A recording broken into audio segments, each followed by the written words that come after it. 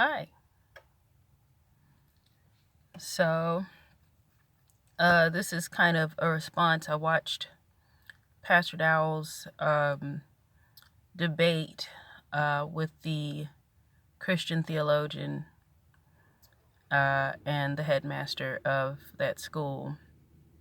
And I just wanted to just say quite quickly that Pastor Dowell did a great job.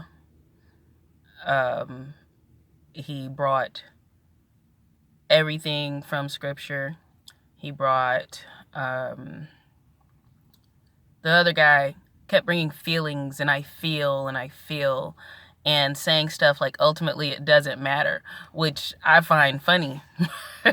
That ultimately it doesn't matter. You've got multiple things going on in Scripture telling you not to do things the way the pagans do them.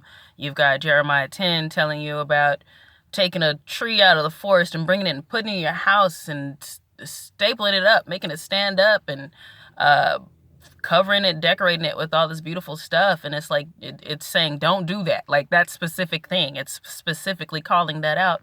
And then you go to the Messiah's story, and Yahshua tell these people to beware, and I'm paraphrasing, okay, to beware the traditions of men. And Christmas, being that it has no basis in Scripture whatsoever, is a tradition of man. So it's kind of like the entire thing is just wrong, period. I don't see a lot of Christians responding. I think they're afraid to watch it. I think that they don't want to be swayed. And I don't know personally what to do about that. I don't think they really want the truth. I don't really think that they want to be told that they're wrong. I don't think they want to stop what they're doing because, like, let's face it, Christmas and Easter are fun. On Christmas, people get presents and they spend time with family and they get time off and they put up beautiful lights. Easter, you get to paint eggs and find eggs, and you know, people that like don't go to church all year happen to show up for these things, okay? So they enjoy it. It's fun. You know, if sin was just going to all look bad and disgusting and terrible for you, you wouldn't do it. You know, but temptation has almost never been an ugly thing to the person it's tempting. So candy and gifts and good food and family and music and happy times and stuff like that is always going to be a draw. But the fact of the matter is that Scripture says that you're not supposed to do these things that are based and steeped in paganism. I mean, so much paganism in the background of both of these festivals. And what is always crazy is that the Most High, He gave us feasts to follow. He gave us holy days to observe. And those are the time really that you should get together with family. Now, I know, like, we already know that if your family and your friends are doing Christmas and you doing Passover, like, you know, that's going to be a separation for y'all. But there's really no excuses to continue following it once you know the truth. You know, I had a guy tell me today that the Messiah owns all the days and there's nothing against celebrating his birthday. So he should be able to celebrate his birthday on the 25th. Never mind the fact that that day is attributed as the birthday to many, many pagan deities indeed. You know, and I believe it's the death and the resurrection of the actual Son, S-U-N. You know, so all of this. But Pastor Dowell touched on pretty much everything.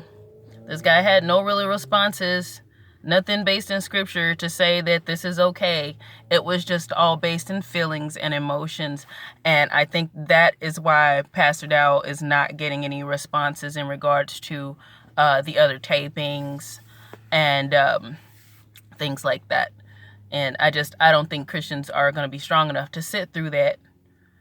And it's called cognitive dissonance is what it's called. They're going to experience a level of cognitive dissonance and they're going to shake their heads really hard and say, I didn't hear that. and that didn't happen, and they gonna go on and go their way is what's gonna happen. They gonna walk on in there and celebrate Christmas, and that's sad, you know. I think people that are after truth will find truth in just listening objectively to the situation, and you know, but I wouldn't expect that from them at all.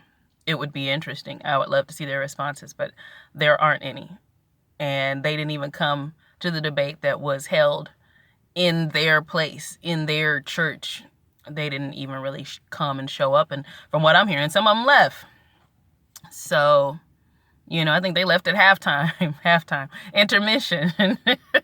They left when people took a break. They were like, nah, I can't take this. Like, you're taking and breaking down everything that I was taught and brought up with and birthed into, that my parents and grandparents and great grandparents have followed and enjoyed. But that's why it's the traditions of men.